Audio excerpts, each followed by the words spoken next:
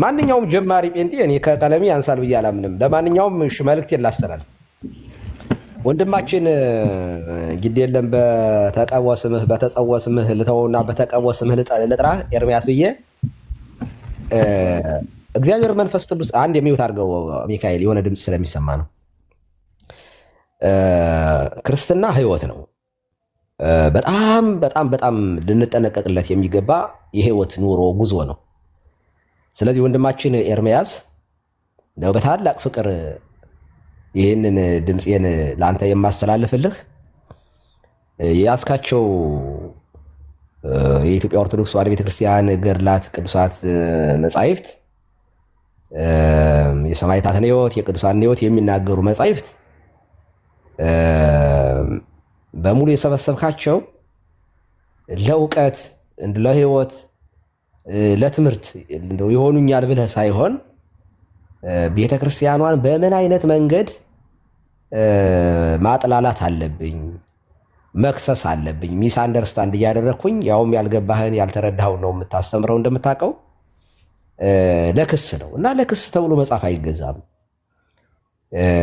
ስለዚህ እነሱን መጻሕፍት ለጊዜው ለቤተ ክርስቲያኗ ለባለቤቷ ተወት አድርግና የምትድንባቸውን መጻሕፍቶች ላይ ማንበብ ብትጀምር፣ ለምሳሌ መጽሐፍ ቅዱስን መረዳት ብትጀምር፣ በንባብ ደረጃ ዝም ብሎ በመዝለቅ ዘልቀኸው ሊሆን ይችላል። ግን አሁን ከኦሪት ዘፍጥረት እስከ ራዕየ ዮሐንስ አንብቤዋለሁ 8 ጊዜ ምናምን ዘልቄዋለሁ ስትል ስለሰማሁኝ እንዴት አድርገው ነው ያን መጽሐፍ ቅዱስ ለእኛ የሰጡን ሰዎች በምን አይነት መንገድ ነው ያብራሩት? አስተማሪ የነበሩ የቤተ ክርስቲያን አባቶች አርሊ ቸርች ፋዘርስ ምንላቸው እንደነ ዮሐንስ አፈወርቅ ያሉ ደግሞ አፖስቶሊክ ፋዘርስ ምንላቸውም ደግሞ ያሉት ከዘመነ ሰማዕታትም ጊዜ የነበሩት ከሐዋርያት ጀምሮ ያሉት አባታችን ወይም መምህራችን ጴጥሮስ፣ መምህራችን ጳውሎስ፣ መምህራችን በርናባስ እንዲህ ብሎ አስተምረናል እያሉ ያስተማሩ አባቶቻችን ምን ብለው ነው የተረጎሙት የሚለውን ብታጠና ወንድማችን ማጥናት ብትጀምር እና ደግሞ ቴዎሎጂያን ወንድሞችን ጋር አብረህ ዲስከስ ብታደርግ እውቀት ላይ ቴዎሎጂው ላይ አትሊስት ትንሽ እውቀት ለመዳን ስለሚጠቅም በር ይከፍትልሃል ብዬ አምናለሁ። አለበለዚያ እድሜ ልክህን በመቃወም ላይ የተመሰረተ ሚስ አንደርስታንድ በማድረግ ያልገባህን ያልተረዳህን ነገር በማውራት እድሜህን በማባዘን ሲኦል እንዳትገባ ወንድማችን እኔ በወንድምነት ይህንን ጥሪ ማስተላለፍ እፈልጋለሁኝ። እግዚአብሔር አምላካችን ልብህን ከፍቶልህ ቃሉን ይሄ ይሆን አይሆንን እያልክ መመርመር እንድትችል እንደ ቤሪያ ሰዎች ቅዱሳት መጻሕፍትን መመርመር የምትችልበትን ጥበብ፣ መንፈሳዊ ጥበብ፣ ስጋዊ እግዚአብሔር መንፈስ ቅዱስ እንዲሰጥህና ወደ እናትህ ቤተክርስቲያን እንድትመለስ ይህንን ጥሪ ያስተላልፍልሃለሁኝ። እግዚአብሔር አይምሮህንና ህሊናህን ይመልስልህ ማለት ፈልጋለሁ። ቴንኪው። አሁን መቀጠል ትችላላችሁ። ጨርሻለሁ። ይህን መልእክቴን አስተላልፉለት ለወንድማችን። እናስተላልፋለን። ቀሲስ ይህን እየሰማ ነው በሌላ አካውንት በእርግጠኝነት እንትን ግን የቢዴናውን ጉዳይ እንዴት ያደርገዋል ይላሉ ቀሲስ። አሁን እኮ ዋናው ቢዴና ነው፣ እንጀራ ነው ዋናው። ችግር የለውም። ጌታ ቃሉን ብለው የተከተሉትን ሰዎች ወያይጦሙ ዘፈቀዱ ይላል መጽሐፍ።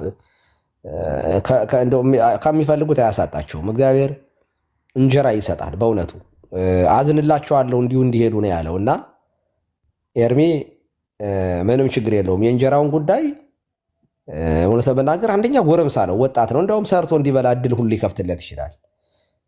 በነገራችን ላይ መቀመጥ እንዴት ያለ በሽታ መሰላችሁ። እና ከዚህ ከወጣ ራሱ አንደኛ መንቀሳቀስ ይጀምራል። ቢያንስ 4 አወርስ ፉል ታይም የሆነ ስራ ይጀምራል።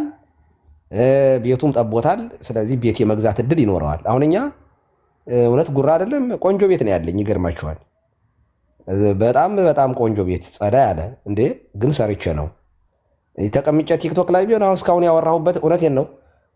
እስካሁን ያወራሁበት ራሱ አንድ ኮይን 132 ኮይን አግኝቻለሁ ማለት ነው። ወይንም አበባ ነው፣ ሳንቲም አይደለም። ይሄ ሰርቼ ነው የምኖረው። ደግሞ አገለግላለሁ። መሬት ላይም ቤተክርስቲያንም የሚገባኝን ታደርግልኛለች። አገለግላለሁ። ደግሞ በትርፍ ጊዜ ደግሞ እሰራለሁ እና መስራት ያስከብራል። እውነቴን ነው።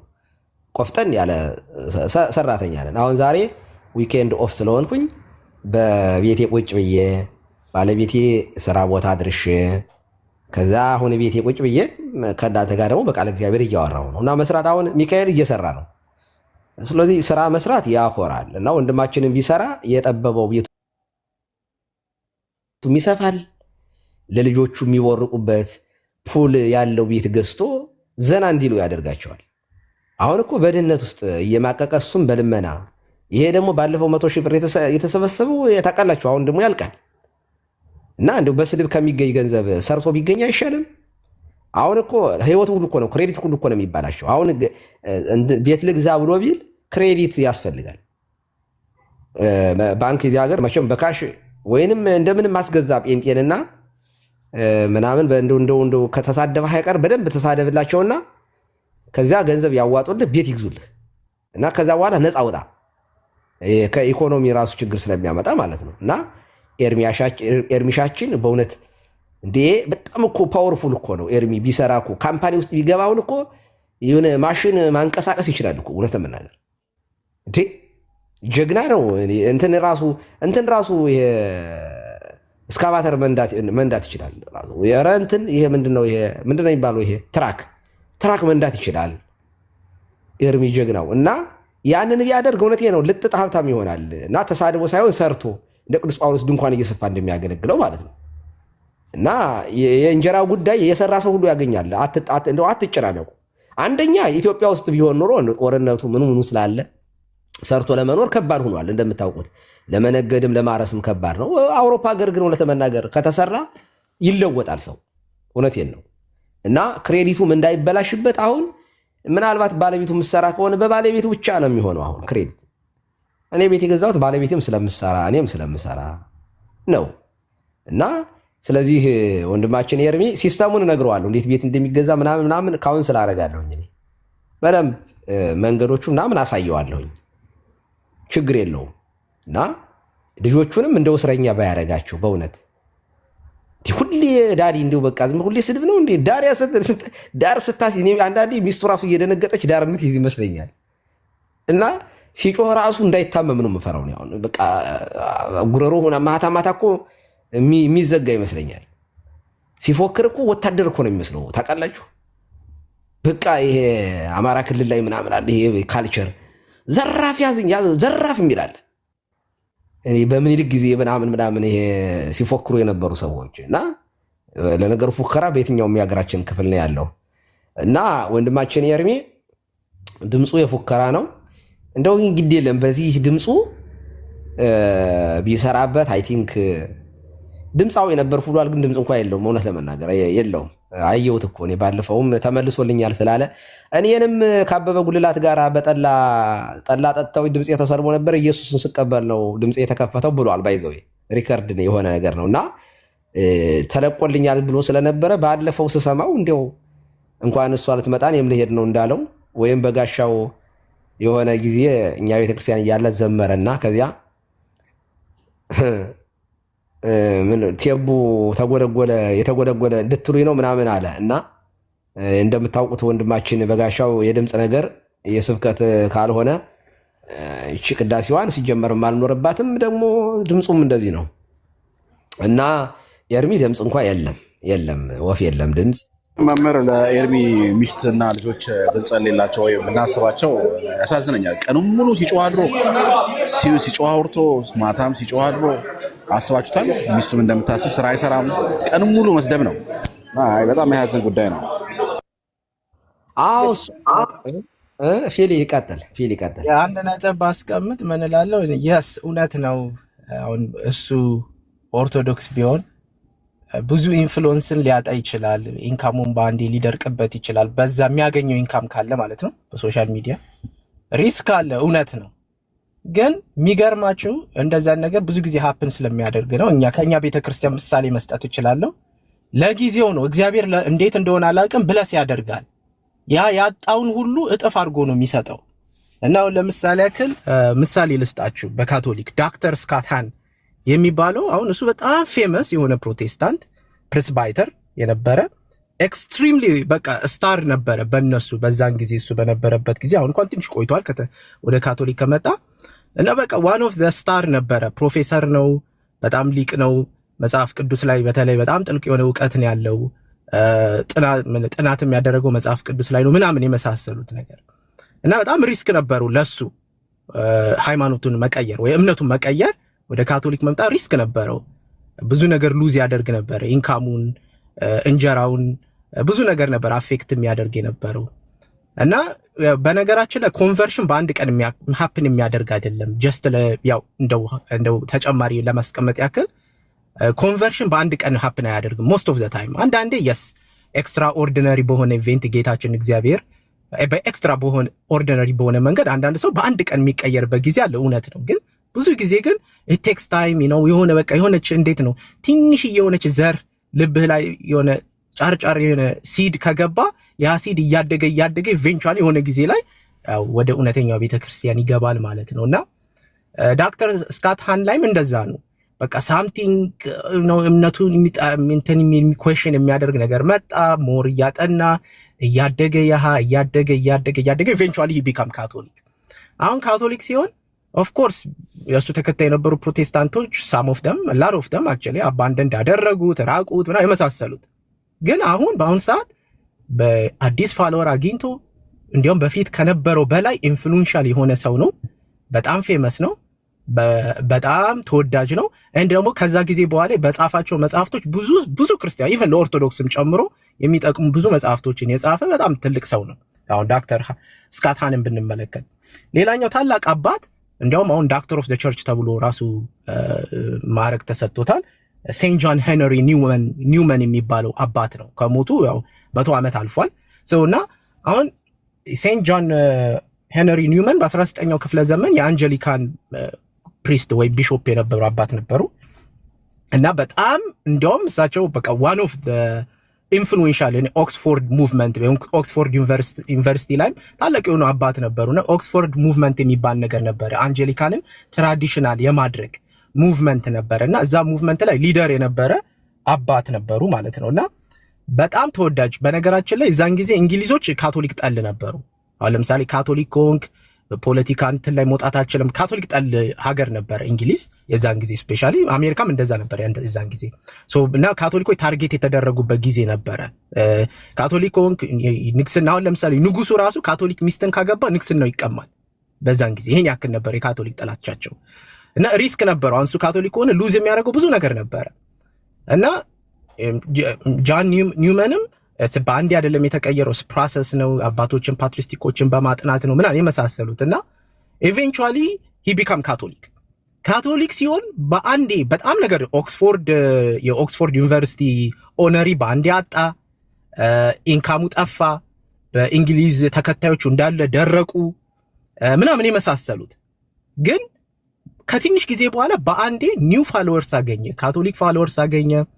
ካርዲናል ጭራሽ ሆነ። ጳጳስ ሆኖ አልፎ ካርዲናል ሆነ እና ጽሁፎቹ የሱ የሰራቸው ስራዎች እስካሁን ድረስ 100 ዓመት አልፏል። እንግዲህ እሳቸው ከሞቱ በጣም በቤተ ክርስቲያናችን ላይ ትልቅ ተጽዕኖ በማምጣቱ ፖዚቲቭሊ ማለት ነው። ልክ እንደ ቅዱስ ታላላቅ አባቶች ማለት ነው፣ እንደ ቅዱስ አገስተ ምናምን የመሳሰሉት ማለት ነው። በቃ ለቤተ ክርስቲያን ትልቅ በረከትን ጥሎ ስላለፈ ያው በቅድስና እንትን ተብሏል። ኦብቪየስሊ ታውጇል። ጭራሽ አሁን ዶክተር ኦፍ ዘ ቸርች ሁሉ ተብሏል ማለት ነው። እንዲሁም ሌሎችም አሉ።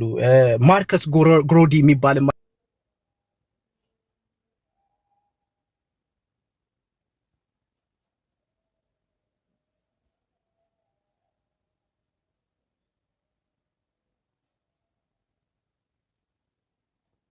ኮንቨርሽን አንድ ሰው የሆነ ነገር ልቡ ላይ የሆነ ነገር ሲዘራ በአንዴ አይቀየርም።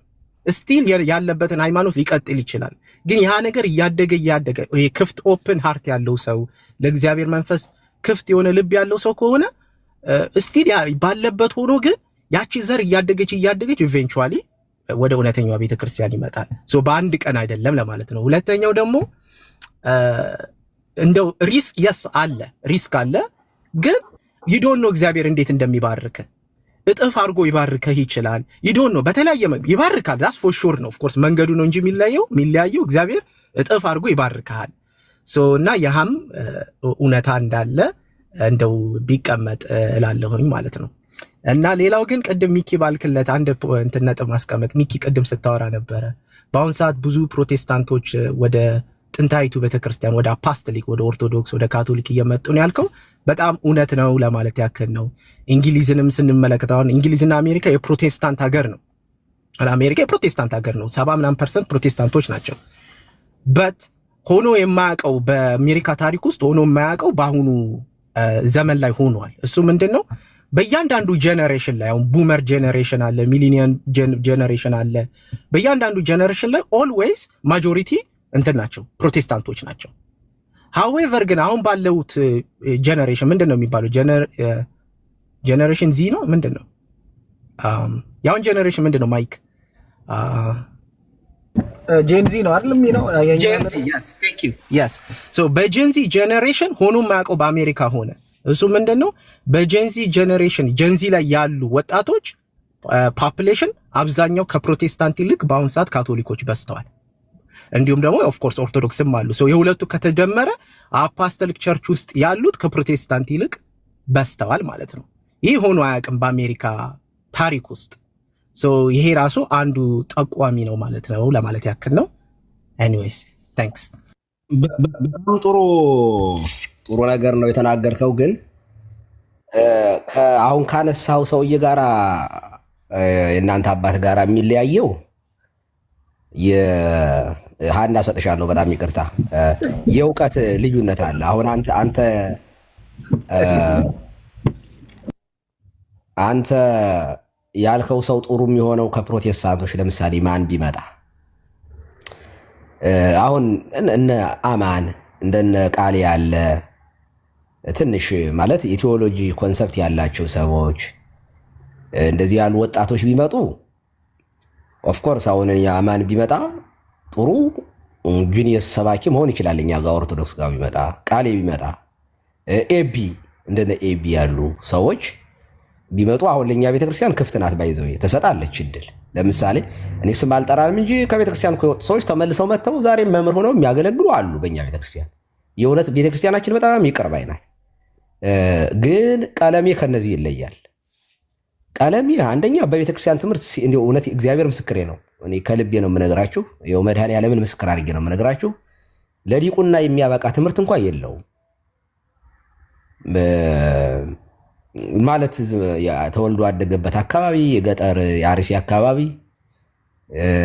አብዛኛው ከሰሜን እየሄደ ካህኑ የሚቀድስበት አካባቢ ነው። ብዙ ካህን የለውም እና ከጎጃም ከጎንደር ከወሎ ከሸዋ ነው እየሄደ ካህናቱ እዚህ አካባቢ የሚቀጠሩት አገልጋይ ሆነው መሬት ምናምን ተሰጥቷቸው እንደዚያ ነው የሚያገለግሉት። እሱም አይ ቲንክ እንትን ይመስለኛል ከሌላ አካባቢ ሄደ ይመስለኛል በቤተሰብ እና እንግዲህ እዚህ አካባቢ ስለምሳሌ እኛ አሜሪካ በአብነት ትምህርት ቤት ይዞ ከስር መሰረት ጀምሮ የመጣ ልጆችን ስለምናጣ ራሳችን ነው ልጆችን የምናስተምረው እና ቶሎ ብለን የሚያገለግል ደብር አገልጋይ ስለምናጣ ቶሎ ብለን እናሾማቸዋለን። እያገለገሉ ነው የሚማሩት። ወንድማችን ኤርሚያስ ቀለመ ወርቅ ነበር የእናቴ አባቱ ስም። እንደ ያው ባለፈው በአበበ ጉልላት ያው ወንድሙ መጥቶ እንተ ቤተሰቡ መጥቶ የአበበ ጉልላት ተናግሯል እና ዝም ብሎ ዲቁና ይገቡና እንደዚህ ያለ አካባቢ ያሉ ሰዎች በዲቁና ይገባሉ። ከዚያ ተንሱ እያሉ ጧፋ አብሪ ምናምን ሆነው መሐራ እየበሉ ምናምን ከኖሩ ሰዎች አንዱ ቀለሜ ነው። ስለዚህ ትምህርት የለውም በቤተ ክርስቲያን ትምህርት። ለምሳሌ በዜማ ቤት፣ በቅኔ ቤት፣ በአቋቋም ቤት ያለፈ ሰው ቢሆን ተመልሶ ሲመጣ መርጌታ ከሆነ በመርጌትነቱ ሊቀጥል ይችላል። መምህርም ከሆነ በመምህርነቱ ይቀጥላል፣ ችግር የለውም። አሁን እንደሱ ያለ ችግር እኛ ቤት አይሰጠውም ማለት ዝም ብሎ በነፃ ነው የሚያገለግለው። ፍሪ ሰርቪስ የሚሰጥ ነው እንጂ በሙያ ተቀጥሮ ለማገልገል ሙያ ይፈልጋል። ታውቃላችሁ፣ ተወዳድሮ ነው የሚገባው ተቀጥሮ ዝም ብሎ ነፃ ሰርቪስ ግን ሊሰጥ ይችላል። ዝም ብሎ እየሄደ ተጨማሪ እየሆነ እየገባ እንደዚህ ነው ወንድማችን። ስለዚህ እንደዚህ ያለ ማድረግ በጣም ይከብደናል ለኛ። ግን አሁን የናንተው አሁን ፊሊ አንተ ያነሳው ሰው የፕሮቴስታንት ስኮላር ነበረ። ሲመጣ በእውቀት ነው የተመለሰው። ኦኬ በጣም የወደድኩት ግን የናንተ ደግሞ እስከ አሉ በእኛም እንደዚህ የደረሱ ባይዜ እስከ ፓትሪያርክ እንትን እስከ ማለት እስከ ጳጳስ እስከ መሆን ድረስ ካርዲናል እስከ ምንድን ነው ያልከኝ? ካርዲናል ነው የምትሉት እናንተ እስከ መሆን ደረሰ። ይሄ በጣም ትልቅ ነገር ነው። ሽልማት ይገባዋል እንደዚህ ያለ ሰው እና እኛ አሁን አንተ ባልከው መሰረት ቢመጡ ጥሩ ፖዚሽን የሚኖራቸው እነ ኤቢ ናቸው። እነ ኤቢን ወደፊት እስኪ እናወራለን። ይመለሳሉ የሚል እግዚአብሔር ምስክሬ ነው። ተስፋ አለኝ እኔ። ለምን እያወቁ ስለሆነ መጀመሪያ ሲወጡ ሳያውቁ ነው የወጡት። እንዳልኩ ነው። ምን ብሏል ኤቢ ኢንተርቪው ላይ ስሰማው መጽሐፍ ቅዱስ ላይ ማርያም በብዙ ቦታ ላይ ለምን የለችም ጊዮርጊስ ለምን የለም ብዬ አስበው ይላል። እና እንግዲህ አስበው ጊዮርጊስ መጽሐፍ ቅዱስ ላይ ሲኖር አስበዋል። ምክንያቱም ጊዮርጊስ ሰማዕት የሆነበት ዘመንና መጽሐፍ ቅዱስ የነበረበት ዘመን አስበው እንግዲህ። እና እንግዲህ ኤቢ የኔም ስም መኖር አለበት ብሎ ያስብ ነበር ኦርቶዶክስ እያለ እኛ ቤት። እንደዚህ ያሉ ሰዎች ሞልተዋል ነው። ስለዚህ ኤቢ አሁን በስሏል። እውነት በናገር በጣም የበሰለ ልጅ ነው። በጣም ነው የምወደው። ፐርሶናሊቲውንም ኤቢን ይመጣል ብዬ ተስፋ አደርጋለሁ። እንደዚህ ያሉ ሰዎች ይመጣሉ፣ ጠብቁ። እኔ ከልቤ ነው የምነግራችሁ። ይመጣሉ በቃ ማለት ወይንም እዚያው ሪፎርም ያደርጋሉ በራሳቸው ቤት ወይም ወደ ሉተራን ጆይን ያደርጋሉ። ከዚያ ደግሞ እኔ አሁን እውቀት እየሰፋ ሲሄድ እነ ፊሊም እኛም እነ ሀናም ወደ ማውራቱ እንሄዳለን። ዲስከስ ወደ ማድረጉ አብረን ዋይኖት በምስጢራት ለምንድን ነው አንድ ማን ሆነው ከቴዎሎጂ ላይ ኑ እናወራ ወደ ማለት እንሄዳለን። ይሄ በጣም የተቀደሰ ሀሳብ ነው። ባይዘይ ጥሩ ነገር ነው እና ያ ስለሆነ ለቀለሜ ትንሽ የሚከብድ ነገር አለው። ግን ቃል መገባለት እኔም በግሌ እውነቴን ነው በክርስትናው ምክንያት እንደው እንጀራ ልጆቹ እንዲራቆት ቤተሰቡ እንዲራቆት እኛም አንፈልግም። እግዚአብሔር የሚያውቀው ለሱም ይሆን ስራ እንፈልጋለን። እንዲያውም በተለይ ካናዳ ምናምን ከሆነ ወደዚህ ሀገር ቢመጣ ስራ ምናምን ኧረ እኔ ጋር እንዲያውም ሰባኪ ያደርገዋለሁ። ምንም ችግር የለውም። እኔ ጋር በደንብ ትሬን እያደረግን ምን እያልን ማገልገል ይችላል። ይመለስ እንጂ ምንም ችግር የለውም። ኒውዚላንድ ነው ያለው ቀሲስ። ኒውዚላንድ ከአውስትራሊያ ከፍ ብላ ያለችው ሀገር እዛ ነው። ወደ አሜሪካ ለመምጣት ከኔዘርላንድ ይከብዳል። ወደዚህ ለመምጣት ይከብዳል። አይ ቲንክ ዜጋ ሆኗል እኮ ምንም አይከብደውም። በቃ ምን ኢንቫይት አደርገዋለሁ፣ ይመጣል። ከዚያ ባለቤቱ ምን ችግር አለ? የሆነ መስሪያ ቤት እናስገባታለን፣ ትሰራለች። ልጆቹን አስተምርለታለሁ በደንብ ግብረ ዲቁና ምናምን የመዳን እውነት እንደው ከልቡ የእምነት ፍቅር ካለው እኔ በጣም በእውነት ተንከባክቤ ነው የሚይዘው በደንብ። እኔው ምዕመናንን ስለማምናቸው እኔ ጋር ያሉትን ምዕመናን በጣም ደጎች ናቸው። በስነ ስርዓት ኧረ እንደው እኔ ቤት በእውነት ቤት ለተወሰነ ጊዜ እኔ ቤት ሁሉ በጣም ሰፊ ቤት ነው ያለኝ ባይዘይ። ስለዚህ ቤት ይቀመጣል፣ ምንም ችግር የለም። አምፕሮሚስ ይኸው እንዲሁ ላይቭ ላይ ነው ቃል ምገባ። ስለዚህ ይቻላል። ቤተክርስቲያኑ አትተውም ነው እንደው በዚህ ደረጃ ከዚያ ቤት የመጡት ሰዎች ሲጎዱ ምናምን በፍጹም ባይሆን ግን ስትመጡ ወዲያው እንደመጣችሁ ፓትሪያርክ እንሁን ግን አትበሉ። ጥሩ አይደለም። ትንሽ ረጋ ማለት ይጠይቃል። ቀስ ብሎ ማወቅ ያለውን ትራዲሽኑን ማወቅ። ወዲያው መምህር እንሁን ወዲያው ሰባኪ እንሁን አይባልም። ልክ እኔ አንድ ከጴንጤ ወደ እኛ ቤተክርስቲያን ሲመጣ ቢሆን ደስ የሚለኝ እንደ ናቲ ነው። ናቲ የሚባለው አፖስቶሊክ ጎስፔል ናቲ ነው አይደል? ማን ነበር? ናቲ ነው። ናቲ በጣም ነው በጣም የተረጋጋ በጣም እውቀት ደግሞ ያለው በጣም እውቀት ያለው። እኔ አሁን የማይገኝ ጸባይ ያየሁት ናቲ ላይ ነው ማለት በአንድ የሆነ ኦርቶዶክስ እኔ አሁን ማንም ራሱ ሆነ በቃ ተቀይሮ ነው የሆነው። ሀና ልምጣ እያለች ነው። በደስታ ነው የምቀበልሽ። ሰንበት ትምህርት ቤቱን አስለብሼ ነው የምቀበልሽ ሀና ከመጣሽ ወደኛ ምንም ጥያቄ የለውም። እና ምን ለማለት ፈልጌ ነው አስረሳሽኝ ሀና። ምን እያወራሁ ነበረ? ሚካኤል ምንድን ነበር ያነሳ ነው? ስለ ናቲ። እሱ ልጅ ባይዘው የኔ ኢትዮጵያ ውስጥ ሲሄድ ለማግኘት ከመጓጓቸው ሰዎች አንዱ ናቲ ነው። ናቲን ማግኘት በጣም ነው የምፈልገው። በጣም እንደው ኢትዮጵያ ውስጥ ያላችሁ ሰዎች በጣም ጓደኛ ልታደርጉት የሚገባ ሰው ነው ብዬ አምናለሁ። በጣም በእውቀት ካልም የሆነ በቃ በጣም ትሁት የሆነ ልጅ ነው። ሌሎቹም ጥሩዎች ናቸው። አሁን ፖለቲካ ልትሰሩ ነው ከታች ያላችሁ ሰው ስም አጻፉ።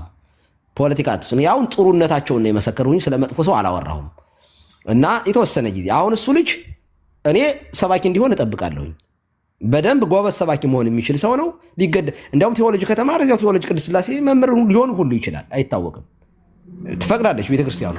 የስራ ቦታ ምናምን ችግር የለባትም የተማረ ሰው ካለ ማለት ነው። ግን እንደ ሌሎቹ ገንዘብ እንሰጣችኋለን እንቀጥራችኋለን ብላ እንዳታስቡት። የኛ ቤተክርስቲያን ትልቁ ችግሯ እንዲያውም ተለማማጭ አይደለችም።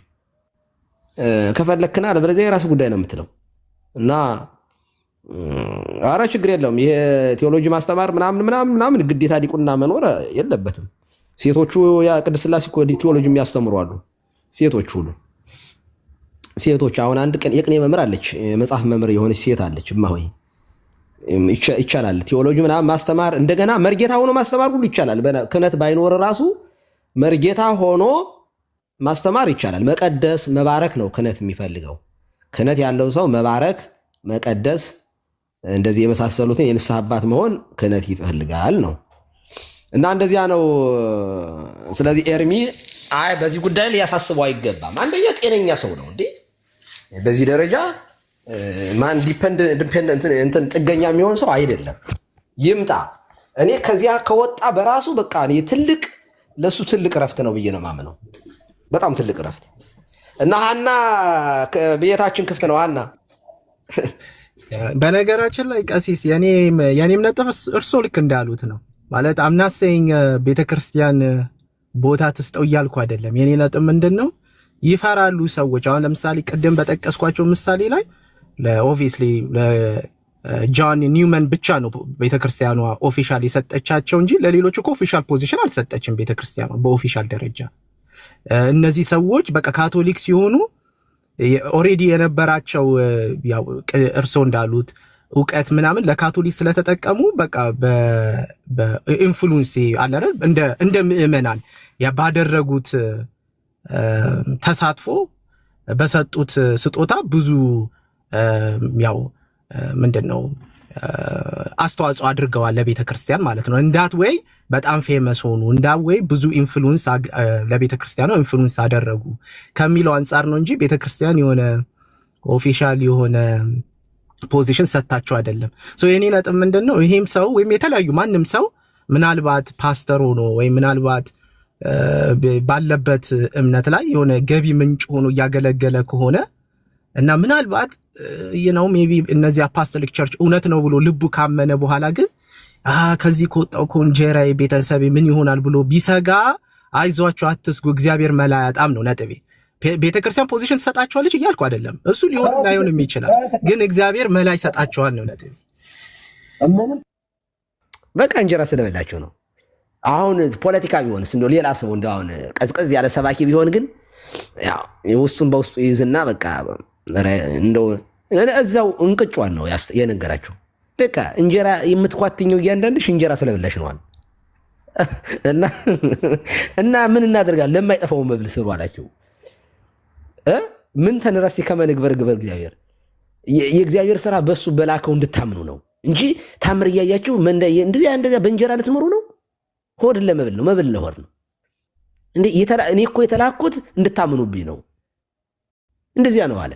ከዚያ መብል ከፈለጋችሁ እንጂ ሙሴ እንግዲያ መና እንጀራ ይሰጣቸው ዘንድ ሙሴ መና መገባቸው ተብሎ ተጽፏል። አንተስ ምን ምልክት ታደርጋለህ አሉት።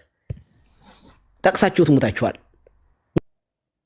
ሙሴ ነው መና ያወረደው? እኔ ነኝ ያወረድኩት እኮ አለ። ሙሴ አይደለም መና ያወረደው።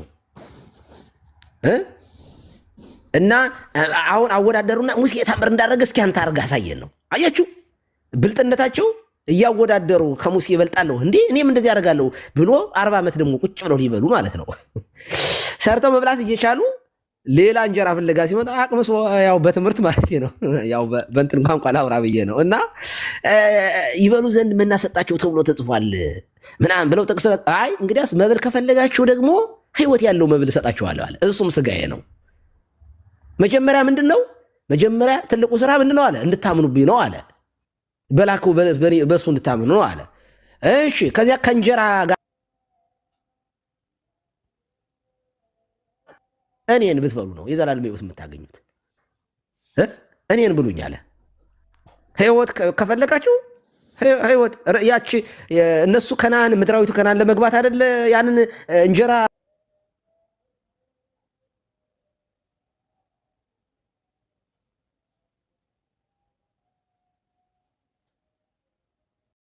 እያጎረመረሙ ተመለሱ። እናንተም ልትሄዱ ትፈልጋላችሁ? ኧረ ከአንተ ወዴት እንሄዳለን? በቃ ትምህርቱ ይሄው ነው። እንቅጭ እዚያም ጋር ለወድሽ ነው የመጣሽው ሲላቸው በላከው እንድታምኑ ነው አላቸው። እዚህም ጋር ሲመጡ ስጋዬን ብሉ፣ ኧረ ይከብዳል ምናምን እንዴ ከሰማይ የወረድኩ ህብስት እኔ ነኝ። አነ ውእቱ ህብስተ ሕይወት፣ የሕይወት ህብስት እንጂ እኔ ነኝ አለ። እኔ ነኝ፣ እኔን ብሉኝ። የሕይወት ዛፍ እኔ ነኝ፣ እኔን ብሉኝ። ህይወት የሚኖራችሁ ለዚህ አለ። ለሚጠፋ ዝም ብላችሁ ዝባዝንኬ ምልክት እያያችሁ ዝም ብላችሁ የምትመጡ ምልክት እኮ እንድታምኑ ነው ብሎ መለሳቸው። እና ከዚህ የተነሳ ምንድነው እዚያ ግን 2 ዓሣ 5 እንጀራ ግን ሲመግባቸው ግን የሚበሉት ኧረ ህዝቡን አሰናብት፣ ኧረ አዝንላችኋለሁ፣ የሚበሉት እናንተ ስጧቸው። ከየት አምጥተን የሚያደርገውን እሱ ያውቅ ነበር። ከየት አምጥተን አሉት። አይ የላችሁም፣ 2 ዓሣና 5 እንጀራ ነው ያለው፣ እሱን አምጡልኝ። ባርኮ ቀድሶ መገባቸው። ምን ለማለት ፈልጌ ነው? ክርስቶስን ተከትሎ የሚራባል እንዴ? እንኳን አይደለም በዓለም ላይ በአውሮፓ ሀገር እየኖሩ ይቅርና መናንያን በገዳም የሚኖሩ ሰዎች እንደነ እንጦንስ እንደነ መቃርስ ያሉት እኮ በግብፅ በረሃ ውስጥ በምናኔ የኖረው እኮ እግዚአብሔር የሚበሉትን አልነሳቸውም። ባይዞኝ እኛ አሜሪካ የመጣ ነው የዕለት እንጀራ አንድ እንጀራ ለመብላት አይደለም። እኔ አሜሪካ የመጣሁት አንድ እንጀራ ለመብላት ገዳም ብገባ በቂ ነው። እግዚአብሔር ገዳማውያን እንዴት እንደሚመግባቸው ፕራክቲካሊ እናውቃለን። እኛ እናውቃለን። እግዚአብሔር ይመግባል። በጭው ባለው በረሃ ብቻውን የሚኖረውን ዮሐንስን እንዴት እንዳሳደገው ተረሳላችሁ እንዴ? እግዚአብሔር እናቱ በዚያ በምድረ በዳ ስትሞትበት መጀመሪያ ሄሮድስ ሕፃናትን ሲገል ይዛው ሸሸች ልጇን ለማዳን። እመቤታችን ወደ ግብፅ ስትወርድ እሷ ወደ በረሃ ነው የወረደችው። ኤልሳቤጥም ታውቃላችሁ፣ ታሪኩ ይሄ ነው። ከዛ 6 ዓመት ሙሉ በበረሃ ኑሮ ብቻውን ያለ እናት አድጎ እግዚአብሔር በጫካ ውስጥ ዮሐንስን አሳድጎታል። በጥበብ በሞገስ አሳደገው። ከዚያ መንገድ ጠራጊ አምጥቶ ትንቢቱ ይፈጽማል። መንገድ ፀሐይ ፍኖት ሆኖ መጣ። ነስሑ እስመ ቀርበት መንግሥተ ሰማያት፣ መንግሥተ ሰማያት በልጅነት ልጅነት በክርስቶስ የሚሰጥበት ዘመን ደርሷልና ንስሐ ግቡ አለ ዮሐንስ። ለንስሐ የሚገባ ፍሬ አድርጉ፣ ጠማማው ይስተካከል፣ ቀና ይበል፣ ጎባጣው ይቅና እያለ ሰበከ አይደል? እግዚአብሔር ይመግባል። እውነት ለምናገር ትልን አይረሳም እኮ በድንጋይ ውስጥ ያለችን ድንጋዩ ልብ ያለችን ትል እኮ ህይወት የሚሰጥ እኮ ነው እግዚአብሔር። አይታችኋል? አንዳንድ ድንጋይ ስትፈነክቱት ውስጡ ትል ታገኛላችሁ። ድንጋይ ውስጥ ህይወት ያለው ነገር ሲንቀሳቀስ ታገኛላችሁ። እግዚአብሔር እንዴ ቁራ እኮ ከእንቁላሉ ሲወጣ እኮ አይን የለውም። አፉን ከፍቶ ብሎ ተዋሳያትን እየወሰደ እግዚአብሔር ይመግበዋል። ቁራን እንኳን የማይረሳ እግዚአብሔር እንኳን ባሪያው በምሳሌ የፈጠረውን ደግሞ በታሪክ እግዚአብሔር እንዲያውም እግዚአብሔር በምን ይታወቃል ሲባል አንደኛው በመግቦቱ ነው። ሀልወተ እግዚአብሔር ስናስተምር እኮ መጀመሪያ ስለ ሃይማኖት ስናወራ እግዚአብሔር መኖሩ በምን ይታወቃል? ፍጥረቱን ፈጥሮ በመመገብ እኮ ነው፣ በማስተዳደር እኮ ነው። እና ደግሞ ያላርለው ማለት ነው ለሁሉ ለአማኙ ብቻ ሰው ለማያምነውም እግዚአብሔር እንኳን ለአማኞቹ ለማለት ፈልጌ ነው፣ ለማያምኑትም ይመግባል እግዚአብሔር። እና ችግር የለውም ይምጣ እንጂ ችግር የለውም ለማለት ነው። ሀና እንኳን ደህና መጣሽ አንቺ። እና ልትመጪ ነው መሰለኝ እንግዲህ ተመስገን ነው። እንዴት ነው እናስተካክል ጥርጊያውን ጎዳናውን? ሰላም ብያለሁ ሁላችሁም። ቀሲስ ሚኪ ፊሌ ሰላም ብያለሁ። አይን እንኳን የገባሁት ለሌላ ነበር። በቃ ልጁ ወጣ። አሁን ሀሳብ የለኝም። ልመጣ ነው ብለሽ አልነበረ? ምንድን ነው ሀሳብ የለኝም? ኦኬ ችግር የለም። በውስጥ ልታወሪ ችግር የለም ሲሉ በቃ እኔ እቀርባለሁ። ጎረቤት አይደለ እኔ ልምጣ ብዬ ነው። ችግር የለውም። አይ ኧረ ምን ችግር የለውም። እንደ አንቺማ እንደዚያ ነው። እና ቀሲስ ግን አንድ ጥያቄ ልጠይቆት ከዚህ ከኦንላይን እንትን ጋር በተያያዘ አሁን ለምሳሌ በቤተክርስቲያናችን አሁን ከሙስሊሞች ጋርም ከፕሮቴስታንቶችም ጋር ስንሰራ ለምሳሌ አንድ ሙስሊም አሁን ከዚህ በፊት ምን ሆነ መሰሉት? አንድ ጉዳይዲያን ያውቁታል አይደል? አዎ አውቀዋለሁ። ጉዳይዲያ በደንብ ባይሆንም ከእስልምና ወደ ክርስትና ሲመለስ የሆነው ነገር ምንድን ነው መሰሉት? አሁን በእኛ ቤተክርስቲያን ኦንላይን ላይ ክርስትናን ማስጀመር የለም። ክርስትና እንዲቀበል ማስጀመር የለም። በቃ ቤተክርስቲያን ይሄዳል፣ ቤተክርስቲያን ነው ሁሉ ነገር የሚያልቀው። ግን አንዳንድ ሰው ምርር ይለዋል የሆነ ሃይማኖት እና ቤተክርስቲያን ለመሄድ ደግሞ ፕሮሰሱ ብዙ ነው። ግን በልቡ በቃ የክርስቶስን አምላክነት የክርስቶስን አዳኝነት የቤተክርስቲያንን እውነተኝነት ይቀበልና ግን በቃ ቤተክርስቲያን ያለውን ፕሮሰስ ማስጀመር አለበት። ያ ደግሞ አንዳንድ ጊዜ ከውጪ ላለ ሰው ድንግዝግዝ ያለ ጨለማ ነውና አትሊስት ያንን ሰው አሁን ፕሮቴስታንቶቹ ምንድነው ከኔ የምለውን በሊሉና የሚያስብሉት ነገር አለ። ያው መጽሐፍ ቅዱሳዊ ባይሆንም ማለት ነው። ጴንጤዎቹ ልበል ጴንጤው ሉትራኖችን ስለማይጨምር እኛ ጋር በቤተክርስቲያን ደረጃ አንድ ሰው ጭንቅ ብሎት አሁን የዛን ጊዜ ኤፍሬም ባለ ጊዜ ባለፋበት ከየትም መጣና እኔ የምለውን በል ብሎ ልጁን ጴንጤ ያደረገው ልጁና ከእናትና ከአባቱ ሙሉውን ረጅሙን እድሜ ያሳልፈው የኦርቶዶክስ ቤተክርስቲያን ልጅ ነው እና አሁንም በቃ ግራም ያጋባ ነገር ውስጥ ነው ያለውና ሄዶ መጠመቅ አለበት በእርግጥ ኦርቶዶክስ ለመሆንና እንዲህ አይነት ነገር እንዴት ይታያል? ቀሲ ጥያቄ ገብቶታል? ገብቶኛል። በነገራችን ላይ የኦንላይን ሰርቪስ 20 ዓመት 30 ዓመት ነው የሚሆነው። መቼም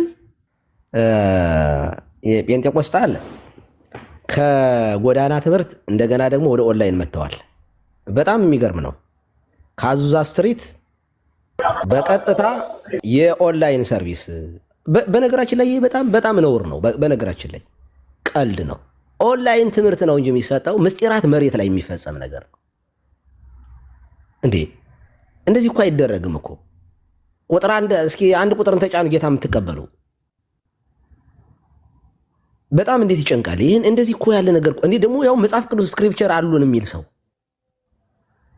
እንዴት መጽሐፍ ቅዱስ ብቻ የሚል ሰው እንደው በኦንላይን እና አንድ ቀን ባለፈው ሳጠና ነበር የጴንጤቆስጣልን ትምህርት እንዴት ነው ወዴት ነው መጨረሻው ምንድነው የሚሆነው አሁን ባለበት ከቀጠለ ምንድነው የሚሆነው የሚል ፕሬዲክት አድርጎ እንዲነግረኝ የሆነ ነገር ሰርች ሳደርግ ነበር እና የኦንላይን ሰርቪስ ራሱ የተጀመረው በዚህ በ20 ምናምን ዓመት 17 ዓመት ነው 20 ዓመቱ ነው የጀመሩት በኦንላይን ላይ እና ይሄ አደገኛ አካሄድ ነው። በእኛ ቤተክርስቲያን እንኳን አይደለም ክርስቲያን ኦንላይን ላይ ጌታን ተቀበል በማድረግ ይቅርና ንስሐ እንኳ ኢምፐርሰን ነው። ንስሐ እንኳ ግዴታ እንደ ኮሮና ያለ ጊዜ ቢመጣ ንስሐ አባት የሌለበት ሀገር ላይ ልጆቻችን ቢሄዱ በስልክ በምናምን ይቻል ይሆናል። ከዛ በተረፈ ግን የንስሐ ልጄ ቤቱ ቁጭ ብሎ ንስሐ መግባት ፈልጌ ነበር በስልክ ቢል ይሄ በጣም ትልቅ ትዕቢት ነው። እንደውም ንስሐ ብቻ ሳይሆን ንስሐ ያስፈልገዋል። ለዚህ ራሱ ትዕቢት ነው። ኢንፐርሰን መጥቶ በቤተ ክርስቲያን ውስጥ እኔ እንደው በጣም ትምህርት ካልሆነ በስተቀር እንደዚህ ያሉትን ነገሮች ቢቻል በቤተ ክርስቲያን ካልሆነ ካህኑ ጋር ቀርቦ ንስሐ መግባት እንጂ በጣም ንስሐ እኮ በጣም የተቀደሰ ነገር ነው። ከሰባቱ ምስጢራተ ቤተ ክርስቲያን አንዱ ነው እና ዝም ብሎ የሚፈጸም ነገር አይደለም። እንኳን አይደለም ጥምቀት እንኳን አይደለም ወደ ክርስትና ጆይን ለማድረግ ኦንላይን ላይ ነው የሚቀላቀለው። ወደ የቤተክርስቲያን ህብረት የሚሆነው ኦንላይን ላይ ነው። ውሃው የሚጠመቀው ኦንላይን ላይ ነው። ስጋው ደግሞ የሚቀበለው ባለፈው ምን ሲያረጉ አየን? በየቤታቸው በእጃቸው የያዙትን ቁርባን ነው ብለው ሲቀበሉ አየናቸው። ለነገሩ መታሰቢያ ስለሆነ ምን ችግር አለው እነሱ ቤት? ይሄ በእውነቱ በሉተራን አይፈቀድም እንኳን አይደለም ሲሉ ሰምቻለሁ። ባለፈው እነ ብራዘር ዳዊት እንኳን አይደለም እና እኔ በነገራችን ላይ ጴንጤቆስጣል ብዬ ማውራት ከጀመርኩኝ ሰነባብቻለሁኝ። ለይቼ ነው የምናገረው። አይፈቀድም ነው እንደዚህ ያሉት ነገሮች። ጉድ አይዲያም ቢሆን እኔ እንደዚህ ያሉ ሰዎች ሲመለሱ እንዲሁ ይኸው ቅድም ጆሲ ያነሳው ነገር ነበረ። አንዳንድ ሰዎች የሚፈተኑበትን ነገር ልንገራችሁ። ሉተር ይፈተንበት ነበር ከተባለው ነገር አንዱ አንዳንድ ክርስቲያኖች ምን ያደርጋችኋል? እናንተ እዚህ ውስጥ ትኖራላችሁ እርግጠኛ ነኝ። ሁልጊዜ ሰይጣን እየመጣ ኃጢአተኛ ነህ ማለት መንፈስ ቅዱስና ሰይጣን መሆኑን የምንለይበትን መንገድ ነው የምነግራችሁ። መንፈስ ቅዱስ ስለ ኃጢአት ይወቅሳል፣ ምንም ጥያቄ የለውም። መንፈስ ቅዱስ ሲወቅስ ንስሐ እንድትገቡ ነው እንጂ ተስፋ እንድትቆርጡ አይደለም። መንፈስ ቅዱስ ተመለሱ፣ ራሳችሁን አንጹ፣ ራሳችሁን ቀድሱ ማለት ቤተ መቅደስ ሁኑ ነው የሚለው። ጣዖት ቤተ ጣዖት አትሁኑ ነው የሚለው። እኔ ልደርባችሁ ነው የሚለው ሲወቅስ መንፈስ ቅዱስ። ሰይጣን ግን ለምሳሌ አንዳንድ ጊዜ ምን ሊላችሁ ይችላል? መጥቶ ንስሐ እንኳ ገብታችሁ አይምሯችሁ ንጹህ ላይሆን ይችላል። የሆነ ብን የሚል ኃጢአት እየመጣ ሐሳብ እየመጣ በቃ አይምሯችሁን ሊያጨናንቀው ይችላል እና ተስፋ የመቁረጥ ስሜት እንዲሰማችሁ ያደርጋል። እንደዚህ ያለው ክስ የሰይጣን ነው። ባይዘው የእግዚአብሔርን ምሕረት ከኃጢአታችሁ በላይ አግዝፎ የማያሳይ ከሆነ አይ እግዚአብሔር ማሪ ነው እያላችሁ ኃጢአት ስሩ ደግሞ እያልኩኝ ደግሞ አይደለም። እሱ ደግሞ የድፍረት ኃጢአት ይባላል። እግዚአብሔር ይቅር ይለኛል ዛሬ ልዘሙትና ነገ ንስሐ እገባለሁ። አሁን ይሄ የድፍረት ኃጢአት ነው። የመጨረሻ ባይዘው ላትመለሱ ጭልጥ አድርጎ የሚወስድ ኃጢአት እንደዚህ ያለ ኃጢአት ነው። እንደዚህ ካለ ኃጢአት በጣም መጠንቀቅ መቻል አለባችሁ። እያወቀ በድፍረት የሚደረግ ነገር በርግጥ ሳናውቅ በስተት እንላለን እና እንደዚህ ዝም ብሎ ማለት ተገቢ አይደለም። ግን ኢቭን ንስሐ ላይ ሆናችሁ ራሱ ሰይጣን ወደ ቅዱስ ቁርባን ስትሄዱ ሊከሳችሁ ይችላል። አንተ አሁን ይህን ስጋው የምትቀበለው እውነት በቅተህ ነው? አሁን ይህንን ኃጢአት ሰርተህ ምናምን እያለ ሊያረቃችሁ ይችላል። ለምሳሌ ሰዎች ወደ ቅዱስ ስጋውና ወደ ክቡር ደግሞ እንዳይመጡ የሚያደርገው አንደኛው ሰይጣን ነው። ልክ ግን ያከበሩት እያስመሰለ ስጋው ደግሞ አይ እኔ ኃጢአተኛ ነኝ ለስጋው ደግሞ አልቀበም እንደ ለዚህ ክብር አልበቃሁም እያስመሰለ ንስሐ ያስገባም። ልብ አድርጉ። ግን እኔ ቅዱስ ያጫውታል ማለት ነው። በዚያ ላይ ደግሞ የቆረቡትን ደግሞ ይከሳል። አረ ከሷስ እኔ ይሻላለሁ ያልቆረብኳት ደግሞ እሱም ብሎ ቆራቢ ከሱም ማን ይሻል ይላል። ደግሞ በምንም መንገድ አትሻሉም። ያኛው በመታዘዝ እግዚአብሔር ያውቃል፣ እግዚአብሔር ሸክሜን ይሸከማል፣ እግዚአብሔር ይረዳኛል ብሎ በመታዘዝ ቀድሟችኋል። አትገናኙም። እናንተ ገና እየተጠራጠራችሁ ገና ኃጢአት ስራለሁ እያላችሁ አልመጣችሁ። በምንድን ነው የምትገናኙ? አትገናኙም። ኃጢአተኛ ነኝ እያለ ስጋው ደግሞ ከማይቀበል ይልቅ እግዚአብሔር ኃጢአቴን ይቅር ይለኛል ብሎ ስጋው ደግሞ የሚቀበል ሰው በእጅጉ የተሻለ ሰው ነው እና እንደዚህ የሚከሳችሁ ከሆነ አእምሯችሁን ጠብቁት። ትክክል አይደለም።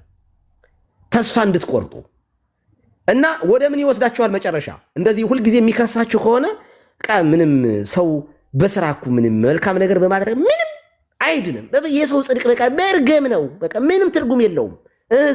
በቃ መዳን በእምነት ብቻ ነው። እንደፈለግኩ ልሁን ወደ ማለት ይወስዳል። ይሄ ክስ ሲመጣባችሁ ጥንቃቄ አድርጉ። በፍጹም የሆነ ነገር ኃጢአት በሰራችሁ ቁርጥ እያደረገ እግዚአብሔር ከአካሉ አይለያችሁ። በታምር የሚባል ነገር የለም። ትወድቃላችሁ፣ ግን ኃጢአታችሁን መናዘዝ፣ ማልቀስ፣ መጸጸት፣ ንስሐ ገቡ ሲሉ ንስሐ መግባት፣ ላለማድረግ ሁልጊዜም ቃል መግባት። ግን ትወድቃላችሁ እኮ እግዚአብሔር ያውቅላችኋል። ድካማችሁን ስለሚያውቅ ያግዛል፣ ይረዳል። ሕፃን ልጅ እናቱን ለማገዝ እንስራ ቢወድቅበት ከእጁ ላይ ትቀጠዋለች እናት ልጇ። እኛንም እንደዚያ እግዚአብሔር ይረዳናል። እስመ ውእቱ የአምር ፍጥረተነ ፍጥረቱ እንደሆን ያውቀናል። እስከ ድካማችን ያውቀናል እኮ። ንስሐ እንኳ ገብተን ቅዳሴ ላይ ሆነን ኃጢአት ልንሰራ እንችላለን፣ በሐሳብ ማለት ነው። ግን ከነዚህ ሁሉ ነገሮች የክርስቶስ ደም ግን ያጥበናል፣ በቃ እፎይ ያስብለናል። እና ደግሞ የምንጸድቀው በዚህ ሁሉ ነገር የእግዚአብሔር ምሕረት ነው የሚያድነን እንጂ በእኛ ንስሐ በእኛ በቃ ቅድስና በቃ አሁን ምንም ኃጢአት የለብኝም ምንም በቃ ጿሚ ነኝ ጸላይ ነኝ በቃ እንደዚህ ያለ ትምህርት በቤተክርስቲያን የለንም። ባይዘው ንስሐ እንገባለን፣ በድፍረት ወደ ክርስቶስ ሥጋና ደም አንሄድም። ግን ከኃጢአታችን በላይ የእግዚአብሔር ምሕረት ስለሚበልጥ እጽ በጸጋው እንድናለን ብለን እኮ እኛ እናምናለን። እኛ አሁን ግን ተስፋ ወደ መቁረጥ የሚወስዳችሁ ከሆነ መልካም ስራ እንዳሰሩ የሚከሳችሁ በየጊዜው እየመጣ ጭንቅላታችሁን አንዳንዶቹ ራሳቸውን ያጠፋሉ በሚገርም ሁኔታ። በቃ ጊልቲነስ በቃ እየከሰሳቸው አይምሯቸውን ምናምን በቃ ለመውጣት ይታገላሉ፣ እምቢላቸዋል። ከዚያ አንዳንዶቹ ራሳቸውን ያጠፋሉ፣ ሌሎቹ ሃይማኖታቸውን ይለውጣሉ።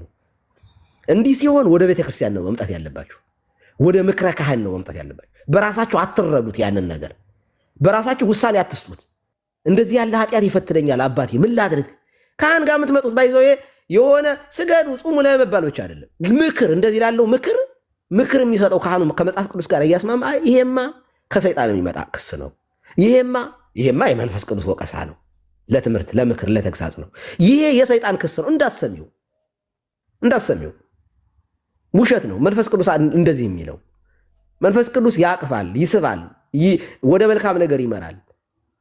አንቺ ክርስቶስ ሞቶልሽ እንዴት የናጢያት ትሰሪያለሽ? በቃ ብትሞች ይሻልሻል ካለሽ ሰይጣን ነው። ብትሞች ይሻልሻል ቤተክርስቲያን ባትሄድስ እንደው እስከዚህ እስከሆነ ኖ ይሄ ክስ የሰይጣን ነው። እና እንደዚህ ያሉትን ምክሮችን የምታገኙት ምክረ ካህን ጋር ስትሄዱ፣ ካህን ደግሞ ሁሉም እንደዚህ የማስተማር ጸጋ እንግዲህ ላይኖረው ስለሚችል አንዳንዱ ትምህርቱን በተመለከተ ሌሎች መምህራን ጋር ደና በስነ ስርዓት ሊያስተምሩ ከሚችሉ ካህናት ጋር መሄድ፣ መጽሐፍ ቅዱስ ጠቅሰው ሊሆን ይችላል፣ ሕገ ቤተክርስቲያን ጠቅሰው ሊያስተምሩ የሚችሉ አባቶች በእውነቱ ያስፈልጋል። እንደዚያ ነው። ግዴታ አባቶች መሆን የለባቸው፣ ዲያቆናት ሊሆኑ ይችላሉ። በትምህርት የበረቱ አሉ። ጎበዝ ዲያቆናቶች እኮ አሉ። እንደነ